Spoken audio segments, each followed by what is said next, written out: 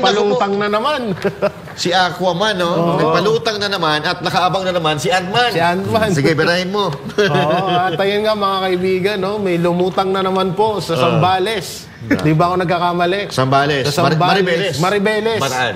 Bataan na may lumutang na naman ng mga kontrabandos, no? At may tatak ng mga Chinese. Nako. So yun nga, no, talagang may tuturing natin si Aquaman ng drug lord sa Pilipinas. Dahil lagi na lang lumulutang ang mga droga dyan sa gitna ng karagatan. Grabe naman. Mukhang pati yung isda talagang sumasang-ayon na sa sa administrasyon. Dahil kusa na nilang ibinibigay. Grabe, no? Di ba si Jezabel? Kasi Pinoy eh. Jezabel. Jezebel. O kaya si si Dugong. Dugong? Baka si Dugong. Sila dyan. Magkakasama sila dyan. Kaya may kukomento nyo na naman doon? Sa akin dito, hindi ko maintindihan. Yung mga isda ngayon sa palengke, kasi karamihan ng mga isda dito nang gagaling sa Bataan, yan sa bandang West Philippine Sea. Mga payat yung isda. Oo. Kasi hindi na daw nagtutulog kasi palagi may nakikita droga dyan sa bandang yan ng karagatan.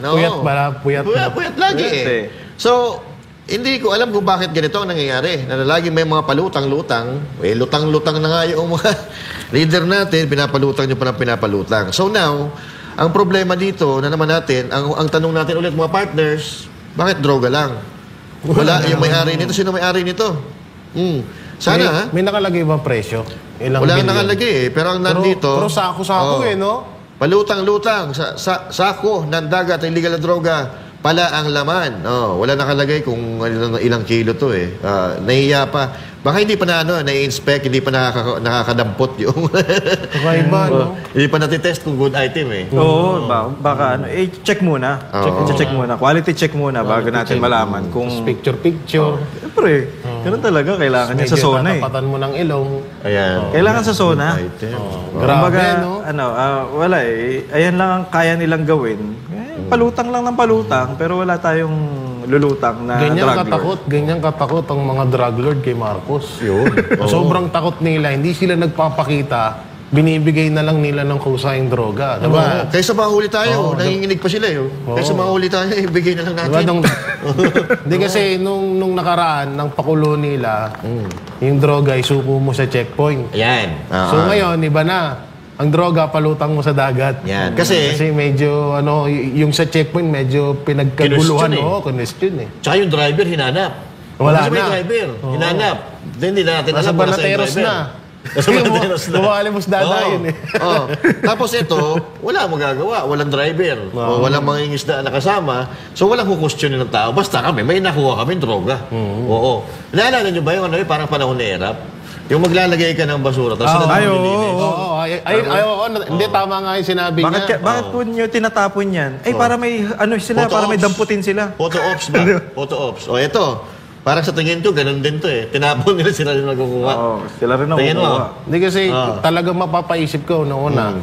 Okay sana kung yung mga tawag dito may mga nagbabantay sa karagatan. Coast Guard. Mga Coast Guard. Navy. Nagka-enkwentro sila ng isang bangka na nagkahabulan. Pinaghinalaan na ganito. So yun, talagang may tuturing mo eh. Kasi may binigyan ko pa kayo ng technique. Oo. Diba? So maiisip mo talagang sa dagat dinadaan pala yung droga. Kaso, iulitin ko sino ba namang tangang drug lord ang mag-iiwan ng bilyon-bilyon at magpapalutang ng bilyong halagang droga sa dagat. Kaya nga nila ginagawa yan para sila magkapera. Alam nyo kung bakit sa ganyan, sa dagat? Bakit? Kasi dinig ko lang naman. Dinig mo. Sa gumagamit daw yung mga yan, basta yung mga yan, sa dagat. Sa yate. Sa yate. Sa yate. So, sa dagat talaga. Di ba dati sa aeroplano daw? Iba pa yun. Iba pa yun? Mas mahangin kasi doon. Nasa ibabaw Kaya kailangan... Walang lipad, sa dagat tayo. Tsaka delikado na doon. Yung oxygen, umaapo yun eh. Umaapo yung oxygen pagka nagsindi-sindi sila. Maliban na lang kung yung mamahalin na droga na hindi sinisindihan. Pero may panaginip ako. Ay, yan ang hihintay ko eh. May panaginip ako. Yung mga nahuhuling droga na yan, di talaga droga yan. Tawas. Tawas lang yan. Parang Na ano lang? pinamumukha lang na droga. Para may Para may, alam mo na, may achievement. Dahil malapit ng... Oh, yan, yung isa pa yan, yung SONA. So, ganyan ang ginagawa. Kasi kung isipin nyo talaga, sino ang tangang drug lord ang maggagastos ng bilyon, magsasayang ng bilyon halaga na droga na pwede naman nilang pagkaperahan, tapos ganyan lang gagawin nila. May punto ka. Diba? Kasi pangilang beses na to, panglima? Oo, pang-lima Panglimang na to. beses. Oh. Kung ikaw ang drug lord, gagawin mo ba to? 5 beses, bilyon-bilyon, bulto-bulto Kaya ng mo droga? nga ginagawa yun para magkapera Magkapera sila ka eh. Bakit mo yan pababayaan na palutang-lutang dyan sa karagatan? So, huwag niyong sabihin na itong mga drug lord, nagiging ano sila naging mapagbigay. Oh, mga adik, pumunta kayo dito sa karagatan ng Zambales. Pumunta kayo dito sa West Philippine Sea dahil dito tayo mamumudbud ngayon ng droga. Yun. Kasi may mga vlogger, di ba? May mga vlogger na magpapasikat, no? Oh, may ilalagay ako dito. Oo. Ay, diba? oo. Isang Money li- hunt, money hunt. Oh, money hunt, 1,000. Oh. Puntahan niyo dito. Parang ganoon din siguro. Puntahan niyo dito. Bobo lang eh. Pambobo. Itong halaga ng droga na to, Marami yan. isang bangka, billions of pesos ang Billion yan. ang halaga nito. So, tama ka. Sino ba naman ang drug lord na magpapalugi sa kanyang negosyo? Pamimigay ng ganito yung kanyang droga. Ako, maniniwala ako kung halimbawa, tinangka nilang ipuslit, tapos nahuli sila, Yun, maniniwala pwede pa. tayo doon. Oo.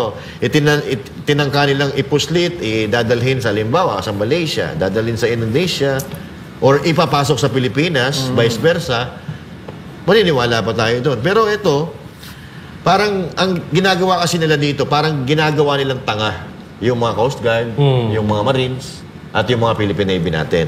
Paano nagkaroon ng ganyan dyan? May nagbabantay dyan, lalo-lalo na dyan sa West Philippine Sea. So, ibig sabihin, pabaya yung ano, no? Yung Coast Guard, ganun. Pwedeng posibleng pabaya, posible din na medyo may alam sila. Wala kasing enkwentro walang enkwentro eh. Kaya nakakapagtaka, bakit may ganyan? Kasi, walang enkwentro. ang mga Navy, Marines, dapat wala din sila nasa dagat. Yung mga pulis natin, nandito sa lupa, sa kalsada, yan, ang mga eskinita. Dapat ganun din ang ginagawa nila dito. Kung nakakalusot yung ganito, ibig sabihin, hindi nila ginagawa yung kanilang trabaho. Si Tariela, anong ginagawa ni Tariela? Puro daldal na naman sa TV si Tariela. Lang yan eh. Oo. Meron Kasi- pa nga akong ano dyan eh. Sige, Master. Sige tuloy lang, mo, sir. okay na ako. Meron pa akong isa dyan, Master, na hinala.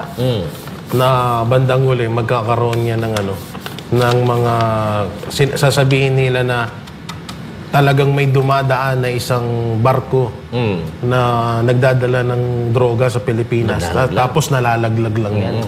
Pwede rin nilang gawin yan soon. Pwede. Oo, kaya ano, ang mangyayari diyan. Oh, kita nyo, yan, totoo nga, may dinadaan talaga sa dagat. Galing, siyempre, saan pa ba galing? Sa China yan, nasahin na natin yan. Galing sa China, may drogang binabagsak sa Pilipinas. So, yung mga nakukuha pala na lumulutang, mga nalalaglag lang yun. So, pwede nilang ganyan nang gawin. Lunahan ko na kayo.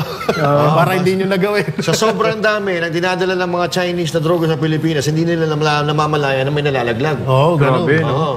Parang ganon. Pwede nilang gawin yan sa susunod. Pero sa akin naman, no, ang gusto nilang, dapat, ang ginagawa talaga nila dito, si Aquaman, dapat si Aquaman palabasin eh. Oo. Oo. Panggalan ng Aquaman, kaliskis. baka si Aquaman, payat na rin yun, tsaka di nagtutulog. At tsaka alam niyo, yung gobyerno natin, ang galing magtanim. Oo. Kaya pala. No? Kaya pala ipunin ang tubig at gamitin sa tagtuyot. Bakit? Kakampi niya pala si Aquaman. Iniipon ni Aquaman. Kaya ako, tumigas ka muna, gawin kitang yelo. Pagka no? Pagka tagtuyot na, tutunawin natin. Nakakabaliw, no? Kaya nakakabaliw na rin yung komento natin kasi ginayin mo, nakakabaliw wala siya eh. Nakakabaliw kayo. Hindi namin alam kung ano pa ba yung mga pinaggagawa nyo dyan eh, Master. Pero magaling magtanim yung gobyerno. Galing magtanim ng witness. Uy! Galing magtanim ng Ebidensya. Ebidensya. Galing magtanim ng Buto. droga. Ay, kala ko. Buto? Meron pang tanim buto. Tas- Ang dami. Ano? Bakit? Yung lumutang. O yun. Tanim, droga. Tanim droga. Naku po, yari tayo dyan. Ang galing nila magtanim ng mga ganyan, pero dapat ang tinatanim yung palay. Tapos laging laging may Chinese character. Oo, may Chinese na oo, lagi Uy, lang. baguhin nyo naman. Baka po pwede naman, Vietnamese naman, sunod. Okay. Thailand, India. Sawadika. Sawadika, oo. Pangibuka, oo. Alam niyo ito pinag-iinitan nila yung China. Gusto nila yung US. Pero nabalitaan natin, yung US pinapatawan ng taripa. Pagka dito kasi nanggagaling sa atin yung mga produkto, pinapatawan nila ng taripa. Dati 17%, ngayon 20% na. Ibig sabihin, napakalaki.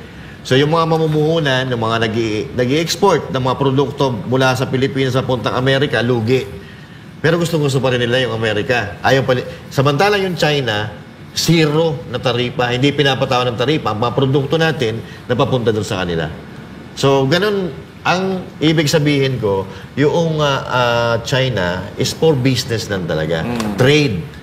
Etong Amerika, puro panlan lang mga ginagawa sa atin. Tapos ayaw nila sa China. Ayaw nila sa China. At hindi ko alam kung bakit yun ang gustong-gusto nitong Tito Bongbong mo na magdidedicate sa China. Oo, tapos yun, mamaya pag-usapan natin. Kasi kaibigan daw ng China si ang mga Duterte, kaya ayaw niya. China. Wala tayong magagawa dyan kung yun ang sa tingin nila na ginagawa ng mga Duterte. Pero ang pagkakaalam natin, ang mga Duterte, lalo sa PRRD, friends to all, enemy to none. Yun dapat. Oo. Sabihin, kung sino mapapakinabangan natin, doon sino tayo. makakatulong sa atin, doon tayo. Kakaibiganin natin. Tsaka, hindi kahit di naman makakatulong, kaibigan natin. Mas marami yung maraming kaibigan. Mas maganda yung maraming kaibigan. Kasi kaaway. So ito madugtong ko lang Oo. yung tungkol dyan sa West Philippine Sea. Kasi may mga nagsasabi na ibinenta, ibinigay nung panahon daw ni Pangulong Duterte. Alam nyo, kung pagmamayari na ng China yan, kinuha na nila yan. Yes. Kayang-kaya tayong pulbusin ng China. Mag-isip-isip kayo. Kung pagmamayari na nila yung West Philippine Sea na yan, talagang kinuha nila, wala tayong magagawa dyan. So bakit nag-aagawan ngayon? Kasi nga walang nagmamayari niyan. Okay, tama yun. Pag-aari yan, pag-aari ng mundo. Lima yan. Ano ba yung nakapaikot dyan? Vietnam, China, Indonesia, Thailand, Vietnam, Pilipinas, Malaysia. Yan. Diba? Actually, Japan nga, nandito lang sa Taiwan, nandito sa taas natin Kung tutuusin, may karapatan pa yung Taiwan. Lahat naman tayo dyan may karapatan. Ang problema nga wala tayong kasulatan kung sino talaga yun ang may-ari. Oo, may UNCLOS. May utos ang UNCLOS, pero hindi ibig sabihin na pag-aari natin yon. So hindi naman tayo, kasabihin naman mga kayo anti-Philippines, pro-China na naman kayo. Noon, hindi naman nga West Philippines yung pangalan yan. Ang pangalan niya South China Sea. South China ang pangalan talaga niyan. Yung sinasabi mo kanina na may nawala, may binenta daw sa panahon ni Pangulong Duterte, ipakita nyo yung ebidensya na may binigay. Walang nawala sa panahon ni Pangulong Duterte. Sa panahon ni Aquino, meron. Oo. At sa panahon ni Bongbong Marcos ngayon, tanong nyo kung meron o walang nawawala dyan. Nawawalan tayo ng kalayaan na makapangisda. Yung mga mangisda natin dyan, dahil sa kalukuhan din itong mga namumuno sa atin na gusto talagang awayin ang mga Chinese. Yung pinatawag ng Congress. Yung mga mangingisda. Tapos napahiya sila. Hindi na nila inulit yun Hindi na, mapapahiya ulit sila. Sabi ng mga ingisda, nung panahon po ni Pangulong Duterte, malaya ho kami dyan. So naging masagana po yung pamumuhay namin. Pero nung panahon na po ni Marcos, wala na po. Palagi na lang ho kami pinapalis, minobomba. So hindi na kami makapanghanap buhay. Kasi nga kaibigan ni Pangulong Duterte, ang lahat. Kumbaga, kung ano nandyan, share lang di ba? Magbigayan tayo. Yes. Mas maganda na yung nagbibigayan kaysa away-away sa hindi naman natin sure kung sa atin talaga, di ba? Hindi tayo, hindi naman natin sinasabi na sa China na yan. Hindi natin sinasabi yun. Ang maganda, ang gusto lang nating mangyari, yung parang kung nakikinabang tayo doon, edi hayaan din natin yung China makinabang doon. Yes. Share lang. Share lang sa biyaya. Hindi naman sa atin yung karagatan. Hindi yung aariin mo lahat Diba? Gusto mo, sa'yo na lang lahat. Yan kasi yung mga yan ang mentalidad ng mga makasariling tao. Yung mga hindi dumaan sa paghihirap. Yan, gusto nila sa kanila lahat. Gusto nila magpalamin kayamanan.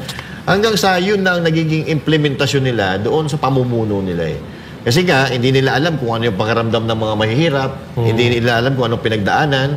kung ito bang gagawin nila, ay maraming bang masasaktang mahirap na Pilipino o wala, hindi sila aware doon eh. Kasi hindi nila pinagdaanan. Tsaka higit sa lahat, ayaw nilang nalalamangan. Yan. Katulad na lang yan, nung dati nga na sinasabi ko sa panaginip ko. Panaginip na May naman. panaginip na naman. Na may nagtuturo, di ba? Oo. Na that's mine. Aking Ay, yan. naku Aking po. yan. Oo. Aking yan. Eh, nakita nila ang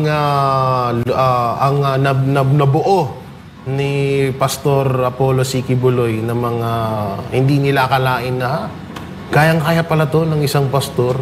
Kayang-kaya pala itong pagandahin ng ganito. So, sila, hindi nila nagawa yun. Nasamantalang sila, pagmulat nila, may kutsara at tinidor na ginto na sila. Samantalang si pastor nagsimula sa nilagang saging, nilagang kamote, hanggang sa naparami niya at napayaman niya ang buong KOJC. So, nagkaroon ng parang interest yung mga taong yan, ng mga mayayaman. Na hindi lang natin masyadong tukoy kung sino yan, no? Pero talagang yan ay talagang gusto daw talaga nila makuha eh. Hanggang ngayon talagang pinagpaplanuhan na kunin yung mga ari-arian ni Pastor. Kaya hanggang ngayon nga tuloy-tuloy pa rin yung tuloy-tuloy pa rin yung ginagawa nilang panggigipit. Na kahit na wala namang hindi naman napapatunayan na guilty si pastor dun sa kasong ibinigay na inano sa kanya, pinakulong agad.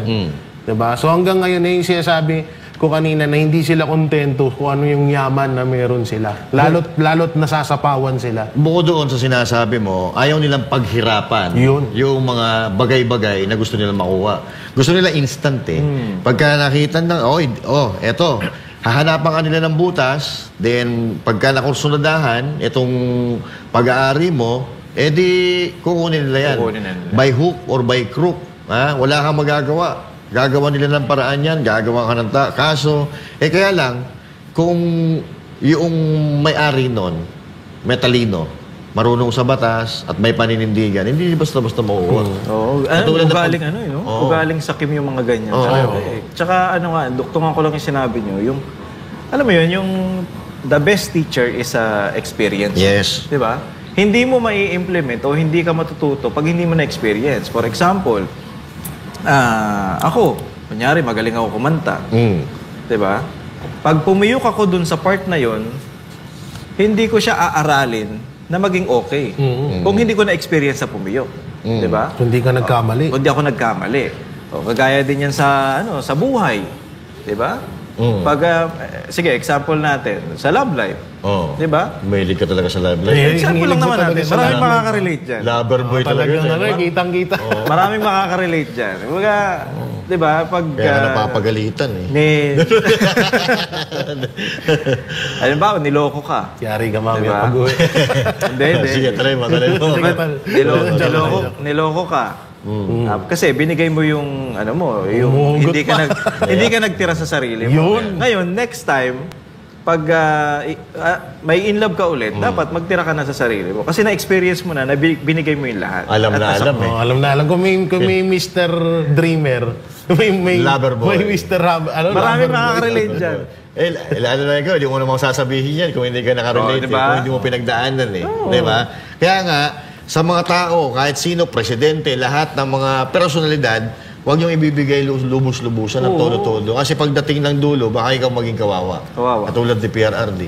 Diba? Si PRRD, binigay ang buong puso niya, buong buhay niya sa pagdinilbihan. Noon, sa Davao, paninilbihan sa buong Pilipino, sa pamamagitan ng pagiging presidente niya. Pero ngayon, nandun. Nandun sa dahig.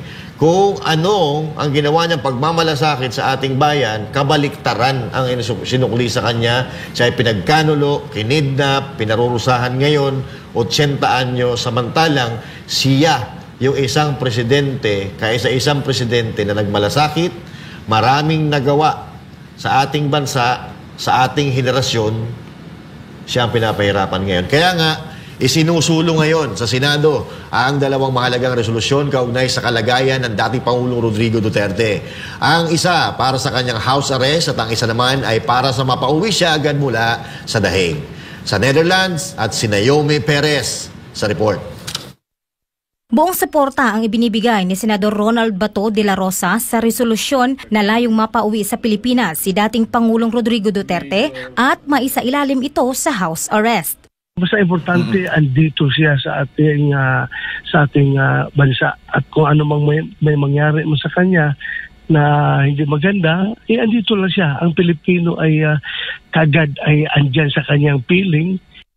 Ipinahayag rin ang kanyang matinding pag-aalala at lungkot kaugnay ng posibleng kahinatnan ng dating Pangulo sakaling magtagal pa ito sa ICC. So ito yung nakakabahala at lahat tayo nalulungkot kung mangyari man talaga ito na yung ating dating Pangulo na ibinuhos niya yung kanyang buong buhay sa pagsiservisyo at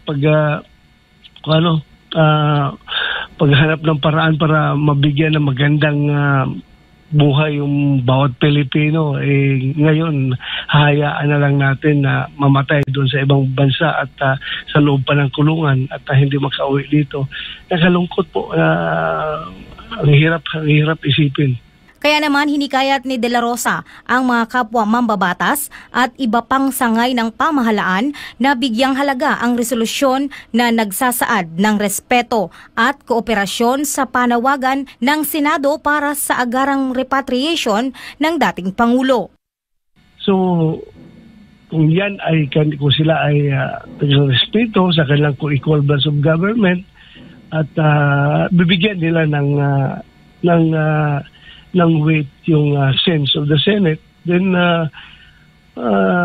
sana gagawa sila ng action according to the sense of the Senate. No? We are urging them to cause the immediate repatriation of the former president.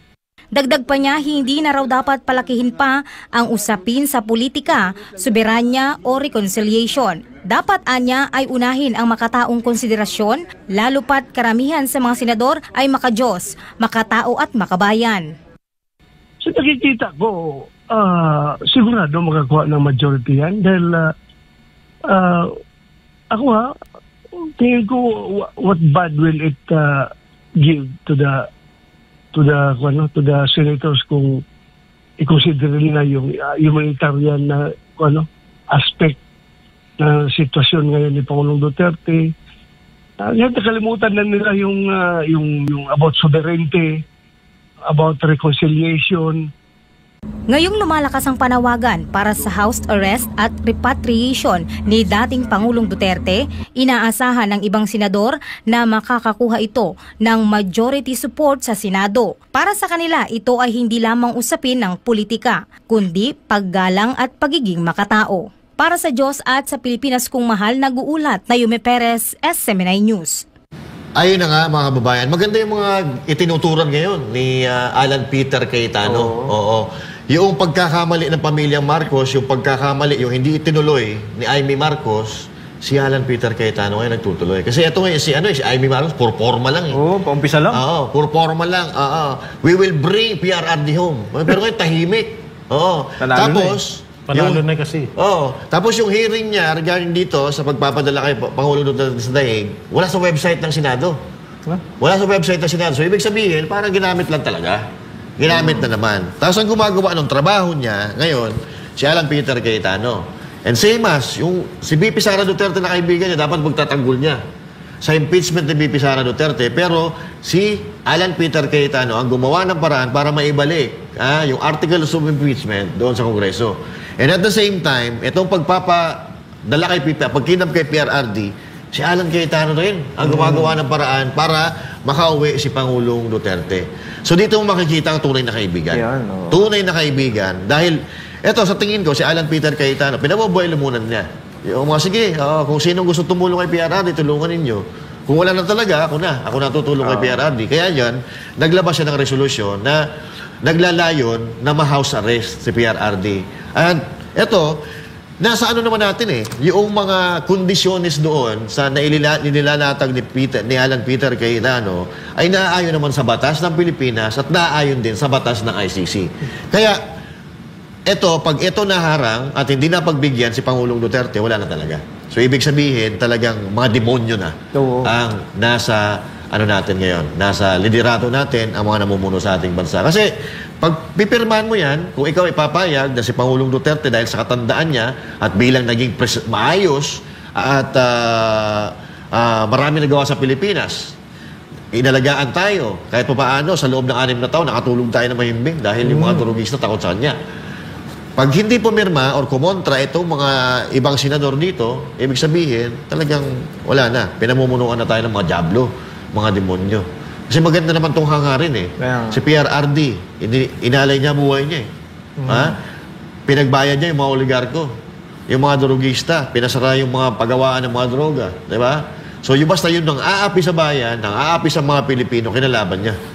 So doon pa lang, mga kababayan, kung ikaw ay matinong tao, kung ikaw ay may malasakit sa kapwa Pilipino, malasakit sa nagawa ni Pangulong Duterte, pipirma ka, aayon ka. Pero of course, kung ikaw ay galit, kritiko ng mga Duterte, at ikaw ay bayad, ikaw ay nakikinabang sa kasalukuyang administrasyon, eh of course, tatanggi ka dyan. Pero ako, naniniwala ako mga partner, na mas marami pa rin ang matinong senador kaysa doon sa mga paloko-loko lang. Katwiran kasi nila dyan sa house arrest na yan. Magiging banta daw si Pangulong Duterte sa mga witness. Sabi ko, paano magiging banta ang isang 80 years old sa mga witness? Una-una kayo nandiyan sa kapangyarihan. Anong magagawa pa ba niyang ni Pangulong Duterte? Wala nga siyang nagawa nung kinidnap niyo siya eh. Diba? Kung talagang malakas ang mga Duterte sa taong bayan. Talagang yun, talaga magiging solid. Pero yung sinasabi niyong kapangyarihan na baka mapahamak yung mga witness pag etong si Pangulong Duterte makabalik sa Pilipinas, isang malaking kalokohan po yan. Dahil kung talagang may ganyan ang mga Duterte, nung kinidnap niya pa lang si Pangulong Duterte, dapat nagawan na ng paraan ng mga anak niya yun, pero hindi, di ba? Talagang mas nanaig pa rin kayo kasi nga mas mataas ang kapangyarihan ninyo kaysa sa mga Duterte.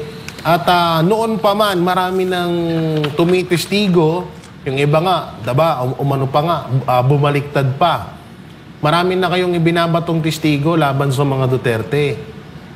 Yung iba nagtatago dahil ipapapatay daw sila ng mga Duterte pero hanggang ngayon buhay pa. So yung mga ganyang yung mga ganyang katwiran nyo, mapatungkol niya sa house arrest na yan lang ay isang pangbubulag sa mga Pilipino para wag matuloy na makabalik si Pangulong Duterte. Kasi ganoon talaga nila yan eh. Yan talaga gusto nila. Ito, masakit man sabihin pero ang gusto talaga mangyari ng administrasyon, mamatay si Pangulong Duterte sa dahig. Yan ang gusto nilang mangyari. Pero kapag yan naman sa oras na nangyari, mananagot kayo dyan. Mananagot kayo sa taong bayan dyan. Kasi yung taong yan ay hindi biro ang ginawa niyan sa bansang Pilipinas. Kaya ngayon na lang dapat nakakabawi or makakabawi ang mga Pilipino sa kabutihan na ginawa niyan, ganyan pa yung ginawa nyo. Inilayo nyo pa dito sa bansa natin. Kaya ako, sangayon ako dyan sa isinusulong na yan na house arrest kay Pangulong Duterte. Bukod sa may batas naman ng ICC na kapag 80 years old ka na, dapat, ka na dyan, di ba? May exemption dapat yan eh. Dapat, yun. So, ang masakit lang yan, hindi sinunod. Kaya nga minsan napapaisip tayo na hindi kaya may nagpupondo, may nagko-control din dito sa ICC para pag-initan talaga hindi malayo si Pangulong Duterte. Hindi malayo. Parang RJ. Ito na naman, napatunayan na naman natin ngayon na ang isang Marcos ay manggagamit. Kasi may paitim-itim pa silang nalalaman. Diba?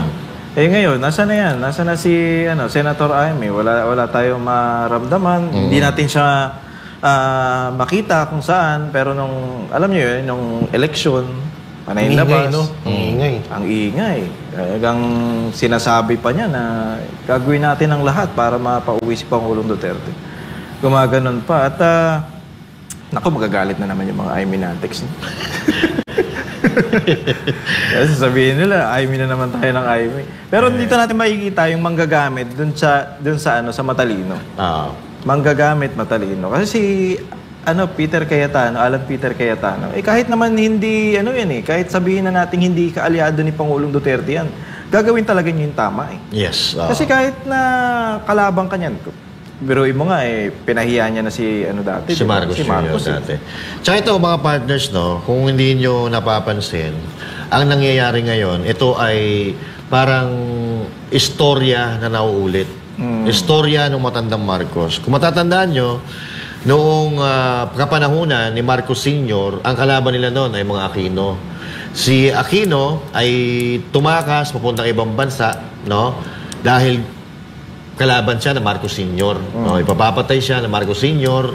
Sinape niya yung pumunta sa ibang bansa para doon ipaglaban yung kanyang gustong ipaglaban dahil nga hindi po pwede dito kasi batas militar eh. Merong martial law. Pag dito ka kumontra sa gobyerno, ay wala, tigpay ka talaga. Kaya ginawa ni Ninoy Aquino, nagpunta siya sa Amerika, doon siya lumalaban sa pamamagitan ng tabloid, sa pamamagitan ng radyo at telebisyon.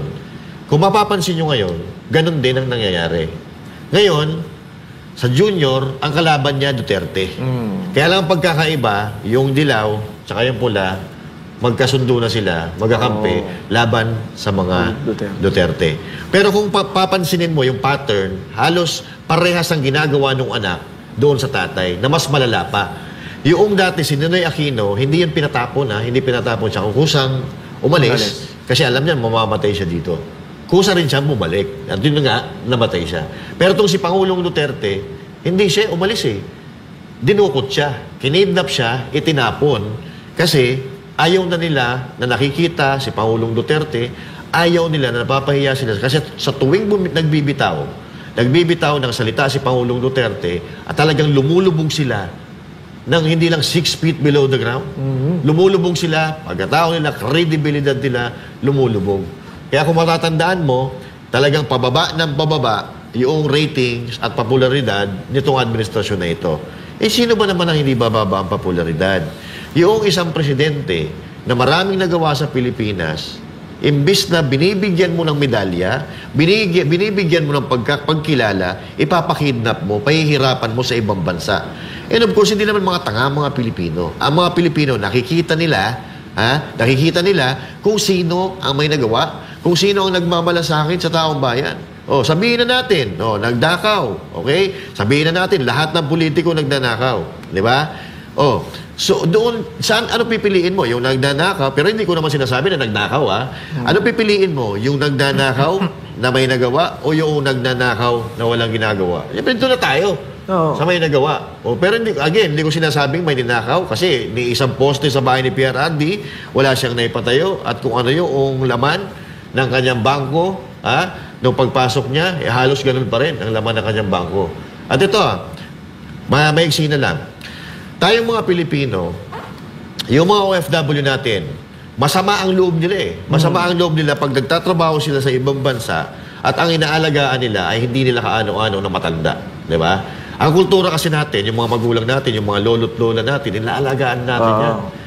Pero, alam natin yung kultura natin sa Pilipinas, alam natin kung ano ang ginagawa sa matatanda. Kapag ikaw ay matanda, naaalagaan ka.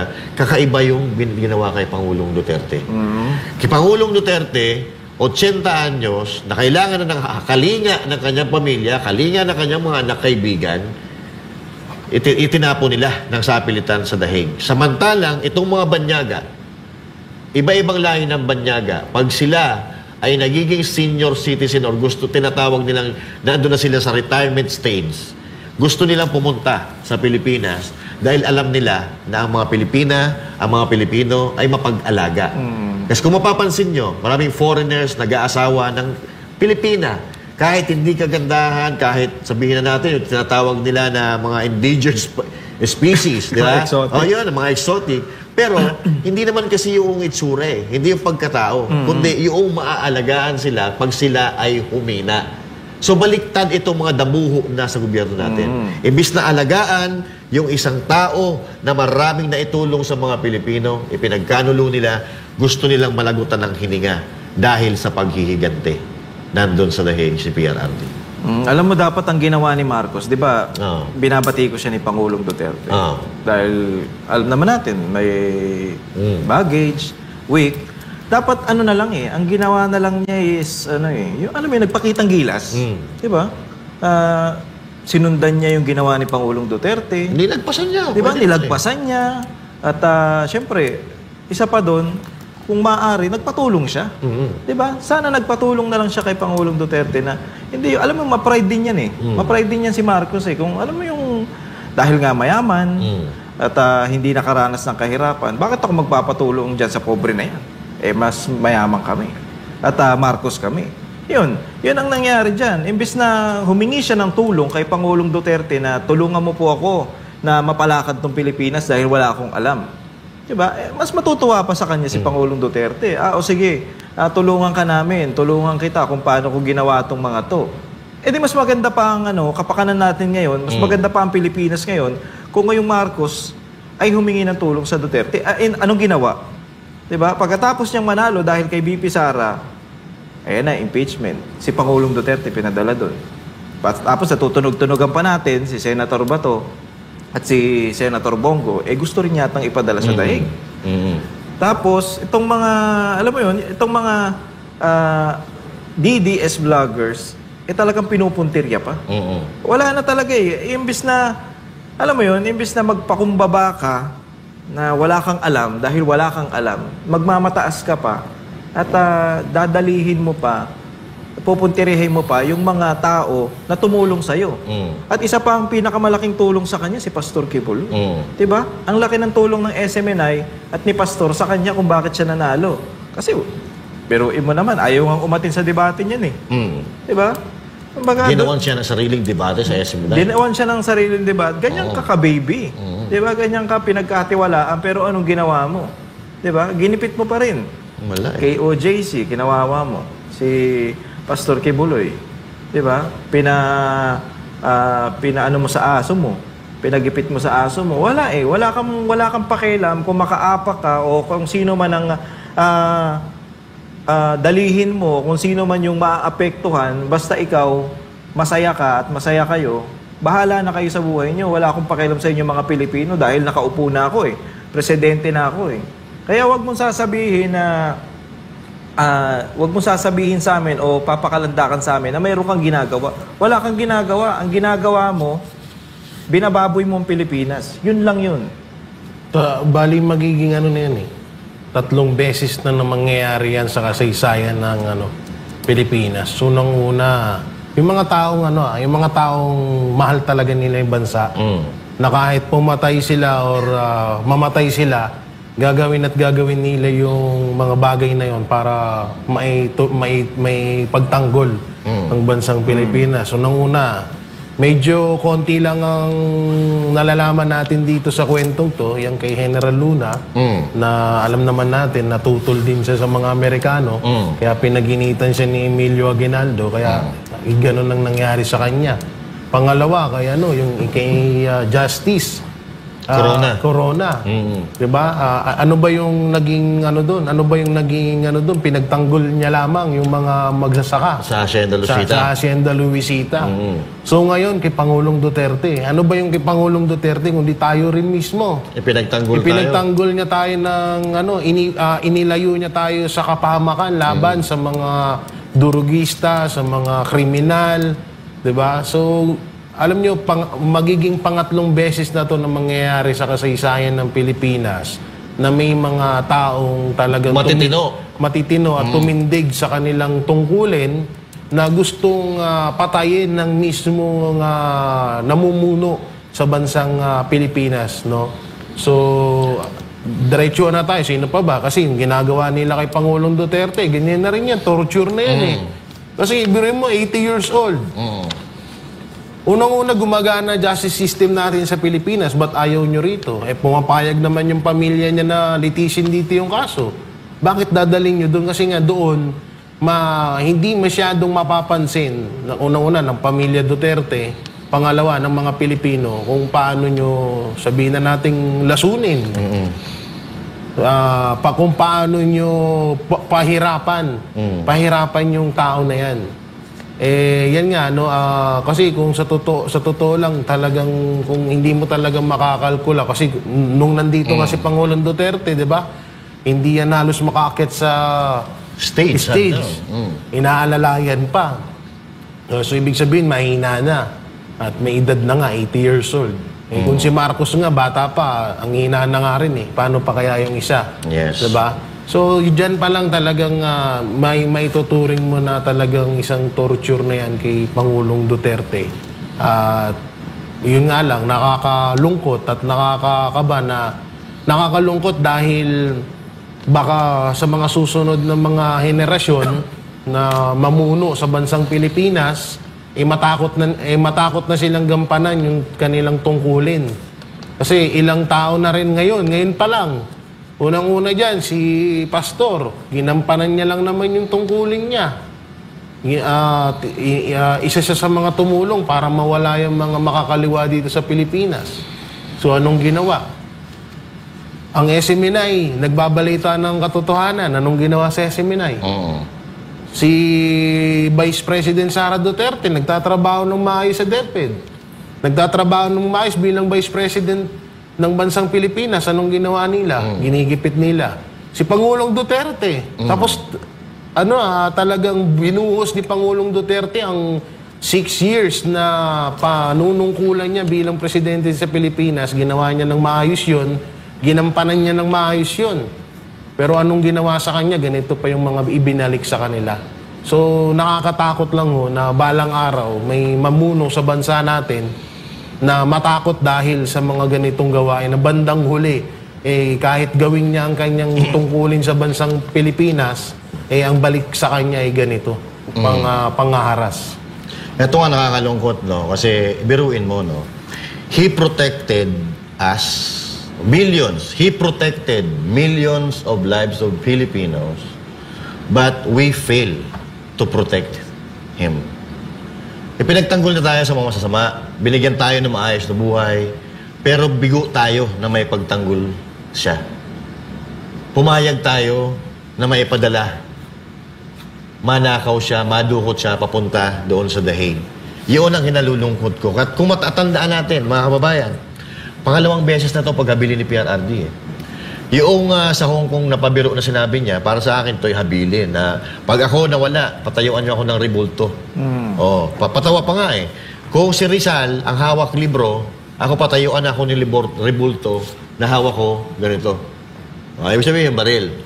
Parang unang paghahabilin niya, kasi alam na niya, the point, sa puntong yan na nagsasalita si PRRD dyan sa Hong Kong, alam na niya naaabangan na siya dito. Usap-usapan na yan dyan. Sa Hong Kong, nandyan kami dyan eh. Nandyan tayo dyan. Kaya, itong pangalawa na habilin, o itong last na habilin ni PRRD, ay pangalawa na ito. Kaya sabi niya, i-cremate siya and all that. Pero ako, durog na durog eh. Gusto ko i-content eh, pero hindi ko kinontent. Kasi maiiyak ako eh. Maiiyak ako pag kinontent ko. Kasi ito, yung presidente, nagustuhan natin. Wala tayong pakialam sa mga puka ng mga, sa mga buwaka na mga politiko dati. Pero nung dumating si PRRD, doon tayo nagkaroon ng interes sa politika. Dahil meron palang ganito eh. Pagka maganda pala yung namumuno, maayos ang namumuno sa Pilipinas, may mararating pala ang Pilipinas. Asenso pala ang Pilipinas. Pero we fail to protect this man. Meron mga kaibigan sa politika na walang nagawa. Tayo pa kaya. Pero tayo partner. Ako kung may kakayahan ako na pipigilan ko eh. Kaso sino ba naman tayo? Meron dyan ng mga kailangan, katulad ni Amy Marcos, na may kakayahan siya para pigilin na madala si PRRD. Pero hindi niya ginawa. Ano sabi ni PRRD? Pag namatay ako dito, i-cremate nyo na lang ako. Para sa akin, partner, may kurot yun. May may masama ang loob ni Pangulong Duterte. Kung yung akong iuwi doon, hindi naman ako mahal ng mga Pilipino eh. Pinayagan nga nila magkaganito ako eh. Kahit hindi sabihin ni Pangulong Duterte, alam ko, tao pa rin yan eh.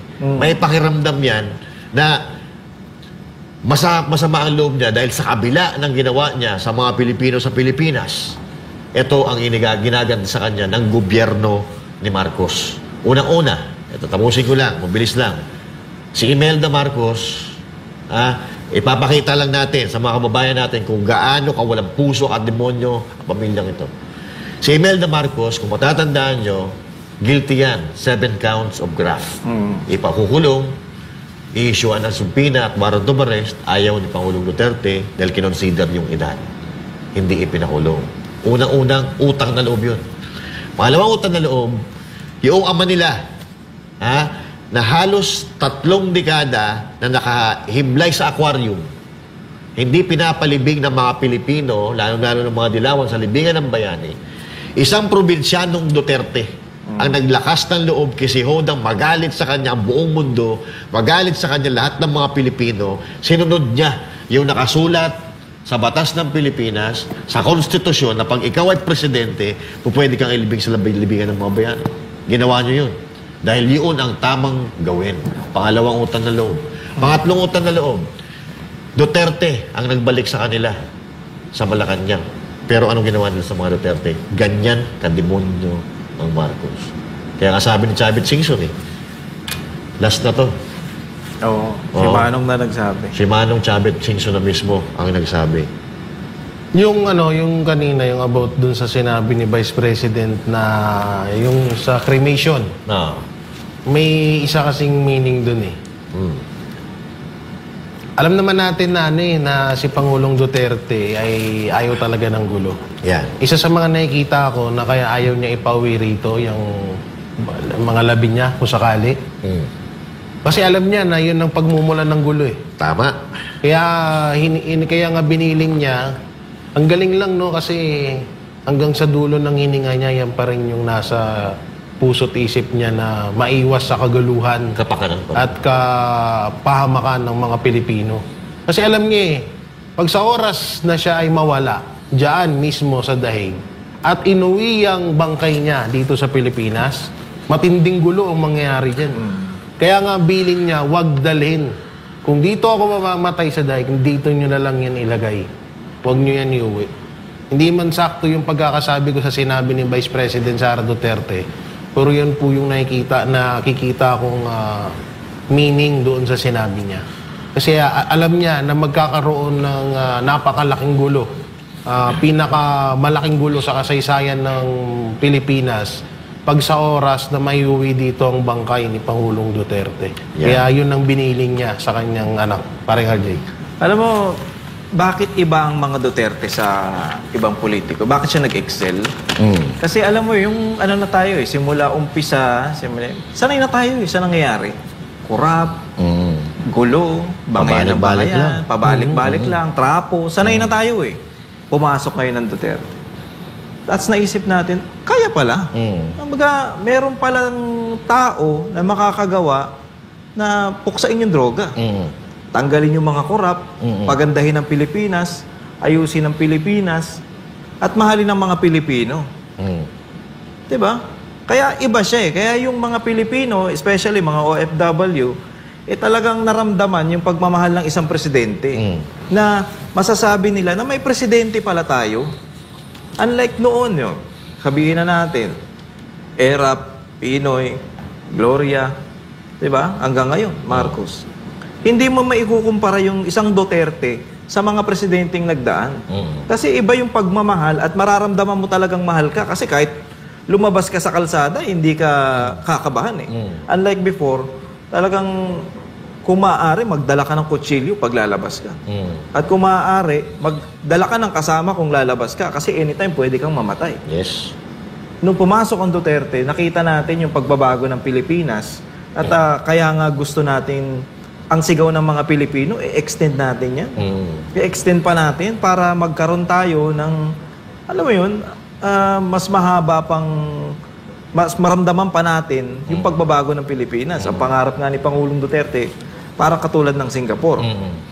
Tapos ginamit naman yan ng Marcos. Diba? Itutuloy natin yung ginawa ni Pangulong Duterte. Diba? Ayan ang binitawan niya Kaya ang mga Pilipino, dahil sa paghanga kay Pangulong Duterte at umaasa na tuloy-tuloy ang pagbabago ng Pilipinas, binoto si Marcos. At ito na nga, nagkandaleche-leche na tayo, nagkagulo na, At bumagsak. Ipinanganak ang salitang budol. Diba? Budol. Pero Alam natin na uso ang budol-budol. Pero si Marcos talaga nagrepresenta ng Pambansang budol ng pambansang mundo. budol ng Pilipinas. Buong mundo. Oo. Buong mundo. Kasi, at isa pa, hindi lang sa Pilipinas sikat si Pangulong Duterte. Ha? Buong mundo. Biruin mo naman, sino yun Putin. yung... Puminera siya kay Putin. Putin, ano pa, tsaka yung mga ibang Tatlong Hollywood presidente star. yun eh. Si Obama, sama siya doon. Obama. Si Jinping. Si Jinping. Sino pa? Hindi, mas mataas siya doon. Kasi tatlo sila eh. Halos Magkakasama sila doon. kumbaga parang pati yung mga Hollywood star, gusto siya, di ba? Oo. Dwayne Johnson, Oo. Jackie Chan, di ba? Mga ano yun eh. Bihira sa Pilipinas. Marami tayong alam natin na ang Pilipino ay mga talented. Marami tayong kilalang Pilipino na sumikat sa ibang bansa. Pero bihira ang presidente na sumikat sa ibang bansa. Yes. Si Pangulong Duterte lang ang nakagawa niyan. Tapos ang mangyayari, gagantuhin niyo pa. Simple lang. Kaya nga ito ang nakakalungkot na yung presidente na nagbigay ng honor sa Pilipinas, Tama. nag-angat ng kalidad ng pamumuno sa Pilipinas, yun pa ang pinarurusahan nila ngayon. Samantalang yung mga korap na kongresista, yung mga trapong politiko, yung mga magnanakaw na politiko, hanggang ngayon nagpapasasa sa pera ng taong bayan, malaya sila. Malaya sila na na kumakain ng steak, nakakapag-party-party. Samantalang yung presidente na inalay ang kanyang buhay sa panunungkulan mula sa Davao, sa probinsya ng Davao, naging presidente, naging ama, itinuring na ama ng Pilipinas, yun ang pinapahirapan doon sa dahig na ni Singkong Kusing. Wala tayong alam na ninakaw ng isang Rodrigo Roa Duterte dahil kung ano yung bahay niya, itsura ng bahay niya, pag alis niya, pagtungtong niya sa Malacanang, pagbaba niya sa Malacanang, ganun pa rin ang itsura ng bahay ng isang Rodrigo Roa Duterte. Presidente na yan, ha? Presidente. Yung kapitan nga nakilala ko eh. Kapitan lang yun, ang ganda ng bahay. Di ba? Doon pa lang, makikita mo nang talagang yung corruption nagsisimula sa baba. Pero eto, pinakita niya na hindi natin kailangan mangurap kasi mahalin natin. Kung hindi ako nagkakamali, sino ba nagkwento niyan? Si Attorney Trixie. Oo. Ang pagkain daw nila dyan sa Malacanang, miswa tsaka isda. Si Doc Badoy. Doc Badoy. Miswa tsaka isda. Oo. Ang laging sinasabi ni Pangulong Duterte, eto lang ang kakainin natin, eto ang pagkain natin. Kasi yung perang yan, hindi yan sa atin. Oo. Diba? Ngayon, ano kaya mga pagkain dyan sa Malacanang? Naku, may paano pa daw dyan eh. Pa-buffet. Araw-araw yata, buffet dyan. Parang, oo. Eh, lalo na yan, pag SONA na, baka 25 million na ang ano niya. O kasi dati 20 million eh, no? Oo, ang ano. Pero may nakalimutan pa kayo eh. Sige, About kay banatan Pangulong mo. Duterte. Kauna-unahang presidente na hinimok ng taong bayan. Talagang kinulit siya ng kinulit. Oo. Diba?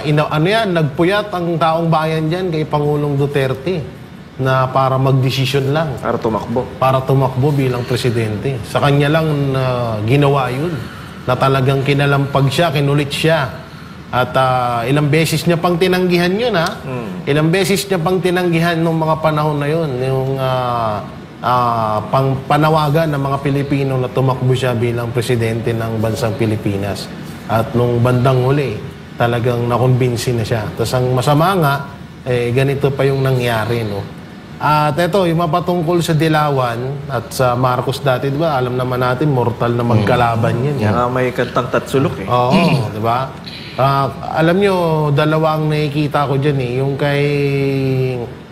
Yung sa Marcos tsaka sa Dilawan, meron ako nakikita dyan na talagang panggap lang sila para, alam mo yun, para lang masabi.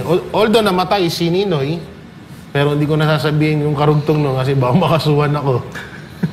Pero yung sa Pulahan, tsaka yung mga Marcos at mga Dilawan noon, nakikita ko palabas lang talaga nila yan para ma-maintain nila yung ano eh. Sila lang, no? Sila lang yung magpasapasahan ng kapangyarihan ng mga panahon na yun. At isa pang nakikita ko bakit naging magkakampi ang Dilawan at ang mga Marcos ngayon. Kasi kung mapapansin nyo, bakit walang pakialam si Marcos sa tatay niya. Si Joe Masison ang tatay ni Marcos. Ayun, oo. Basta maraming beses ko na narinig yan eh. Narinig mo na yan, di ba? Oo. Yan, ngayon po yung totoo doon, ha? Pero, Hindi po anak ni Ferdinand Marcos Sr., si Marcos Jr. Alam niyo bakit? Di mo, wala siyang pakialam kahit pinalibing ni Tatay Digong. Si Joe Masison talaga tatay. Sino nanay? Sino nanay? Ha? Sino nanay? Sino nanay? Sino ba to? Yung isa rin na panay batiko sa yung matanda si na. Claire Castro? Hindi, Si hindi. Franz Castro? Hindi. Ah, si- Nakalimutan ko na yun. Hindi, yung unang kasabayan pa nila Joe Masison na babae. Si Lisa Masa? Lisa Masa ba yun? Oo, yung puti ng buhok. Oo. Oo. Hindi, parang iba. Basta yan yun. Basta, yung tatay ni Marcos Jr., si Joe Masison. Kaya pala wala siyang pakialam kahit masira, pangalang Marcos. Tingnan mo, dinala niya nga sa ICC si di ba dati si Joe Masison ayaw ibigay ng ICC dito sa Pilipinas? So si Pangulong Duterte nandun na yun. Malakas siya sa Netherlands. Malakas siya sa Netherlands. Pero ito na lang kahit anong gawin nila ang paninira kay Pangulong Duterte, ay hindi nagagana, mapapagod lang kayo dahil ang Pilipino buo na ang loob. Hindi na bulag, hindi na bingi, hindi na tanga ang mga Pilipino. Ramdam nila kung sino ang presidente na may nagawa, kung sino ang presidente na nagmalasakit talaga sa kapwa, kung sino ang presidente na itinuring na ama ng Pilipinas. Walang iba kundi si Rodrigo Roa Duterte. Hindi nyo na mabubura yan. Kahit tapunan nyo pa ng tuni-tuneladang putik ang isang Rodrigo Roa Duterte, babangon at babangon si Duterte. At ang mga nagawa niya sa Pilipinas, ang siyang mag-aangat sa kanya dahil yun ang katotohanan. Alam mo, meron pa silang isang plano sa tingin ko. Alam mo yung nangyari kay maipasok ko lang. Yung ginawa nila kay yung ginawa nila kuna kay Isko. Di ba, tinambakan ng utang, tinambakan ng kung ano, basura. Ngayon, di ba parang, kung hindi ako nagkakamali, si Yorme, nagsabi na, wag niyo muna kaming putulan, tama ba? Wag niyo muna kaming putulan. Nakiusap. Kasi ang daming utang ng Maynila. Ito na ang mangyayari ngayon sa Pilipinas. Pag upo ni BP Sara, kasi sure naman tayong siyang mananalo Malamang. Diba? Pag upo ni BP Sara, ang problema ni BP Sara ngayon, yung mga utang na iniwan ng Marcos administration. Kaya yan ang malaking problema. Yan naman ang mga isusumbat ng mga makakaliwa. Diba? Sabihin, yung utang, laki-laki. Ang laki ng iniwan. Pero, sa mga matitinong leader, sa mga madiskateng leader, walang problema yan. Ano problema? Kahit kay Pangulong Duterte dati, wala naman naiwan sa kaban ng bayan 0-0. Pero nagawa niya ng paraan. Si Yorme Isko, wala na natira Natira bolt na lang. Utang na 10 Wala pa billion. laman. Wala pa laman. Utang na 10 billion. Natira basura. Pero, ginagawa ng paraan kasi mapamaraan. Magaling. Kaya niyang gawa ng paraan yung problema na hindi na maninisi. Kasi doon pa lang sa ginagawa mo, ginagawan mo ng paraan yung problema na idinulot ng nakaraan, mas matindi pa yun sa paninisi. Kumbaga, mas mapapkahiya-hiya yun. Kasi mabobroadcast. Parang sampal. Mabobroadcast sa buong mundo, sa buong Pilipinas. Si Hanil Lacuna, 10 billion pala ang iniwan na utang, pero inaayos ni Yorme Isko Moreno. So double whammy kay Yorme Isko Moreno. I mean, mapupuri ka na ng taong bayan at ng mundo, magagawan mo pa ng paraan ang problema ng bayan mo. Ganun dapat ang isang leader. Hindi yung maninisi ka, nasa cargo mo na yan, nasa poder mo na yung problema, isisisi mo sa iba, abay wala talagang mangyayari. Parang si Marcos, Duterte kasi. Wala talagang mangyayari kasi puro sisi. Puro sisi. Yung isinisisi mo, kung iginagalaw mo, hinahanap mo ng kapamaraanan para makagawa ka ng solusyon, isinisisi mo sa iba. Nasasayang oras, nasasayang energy, nasasayang ang pera ng gobyerno dahil yung trabaho mo, hindi mo ginagawa, bagkos, isinisisi mo yung responsibilidad mo ngayon sa dating namuno na dapat hindi naman. Dapat kasi trabaho na lang ng trabaho. 2027, ang utang ng Pilipinas, 20 trillion na. Naku po. Kaya yung mga kakaharapin ni Vice President Sara Duterte na utang na iiwan ni Marcos Jr. Ayun nga yun ayun yung masakit na talagang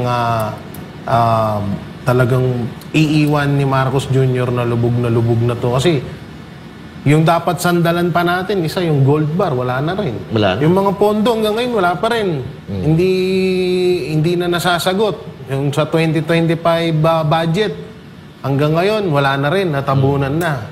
So lahat ng ipinangtabon dun, puro issue ng mga Duterte. So kayo ba, mga kababayan, gusto nyo pa rin bang maulit na may maging, na maulit-ulit ito? Na makaupo yung mga Marcos na yan, magising-gising na kayo, ha? Baka bandang huli, magpabudol kayo, biglang nawala na si Amy Marcos, baka biglang lumitaw na naman yan sa darating na 2028 election. Alam nyo na. Alam nyo na ang diskarte. Kita mo, nung nanalo na, biglang nawala. At bilang last message ko na rin, sana mas doblein pa natin ang panalangin para kay Pangulong Duterte. Sama na rin natin dyan si Pastor at yung iba pang mga kaalyado ni Pangulong Duterte na hanggang ngayon ay ginigipit pa rin ng administrasyong Marcos at mas doblehin pa natin yung suporta sa kanila, lalong-lalo na yan sa dalawang taong yan, isa sa mga buhay na bayani na may tuturing sa bansang Pilipinas. At ayun, isama nyo na rin dyan yung mga video. Yan, isa rin sa malaking tulong na yan, yung mga video para malaman pa ng iba pa nating mga kababayan yung mga video, lalong-lalo na dito sa SMNI. Pakishare at i-share nyo sa mga social media platform nyo para malaman pa ng iba pa nating mga kababayan yung mga tunay na balita. At sama nyo na rin mga video ng Banateros Brothers. Next time, paalala lang natin sa mga kababayan natin na next time, mamili tayo ng talagang leader. Hindi yung, kumbaga sinasabi lang na leader-leaderan, kagaya ni Marcos. Alam nyo, nakaka-inspired yung pagiging leader ni Pangulong Duterte at kaibigan niya pa nga, si Pastor Kibuloy, di ba? Talagang pareha silang matatawag mo na leader eh. Leader ng isang bansang Pilipinas, si Pangulong Duterte, at leader din ng KOJC, si Pastor. Kaya alam niyo yun, kailangan natin yan ng mga tao na yan para mapaganda ang Pilipinas. Huwag tayo yung sikat lang. Huwag tayong sikat kasi nauuso lagi yan sa atin eh. Pag sikat, boboto natin. Pag sikat, yun na kagad. Pag sikat, dahil artista yan. Hindi ganun. Dapat aralin din natin. Huwag tayong basta-basta lang makinig dun sa mga sabi-sabi na pinapakalat, especially ng mga tanso vloggers, 'di ba? Ano tayo? Tsaka sa mga chismis, wag na tayong makisali diyan. Hayaan niyo na sila mag-chismisan diyan at Oo nga. Pangit yan sa imahe ng Pilipino, yung chismis. Chismosa na nga tayong chismosa na nga ang Pilipinas makikisali pa tayo diyan sa chismisan sa ibang bansa. At ang pinakamainit na issue ngayon, yung patungkol diyan sa missing sa Bungero. May video ako dyan, mamaya panoorin nyo. Sa aking vlog. 12 a.m. Yun ako talaga nag-promote to. Nakapag-promote Si Coach Oli talaga. Siyempre. Talaga tong Wala si Coach Anak ni Coach Oli. Anak ni Coach Oli. Sa akin naman, mga partners at sa ating mga kababayan, huwag tayong mawawalan ng pag-asa. At we have a lot of work to do sa 2028 at marami tayong kailangang ayusin sa Pilipinas. Huwag kayong mag-alala dahil hindi nila mapapatumba mga Duterte. Sa ayaw nila at sa gusto, magiging presidente si VP Sara Duterte. At ang gusto ko nga, maging vice president si Pastor Apollo C. Kibuloy. Dahil alam ko kung ano ang kapasidad ni Pastor Apollo C. Kibuloy. At kung hindi man siya tatakbo sa susunod na mga eleksyon, gusto ko magkaroon siya ng posisyon sa gobyerno, lalo-lalo na itong sa DPWH at sa agriculture.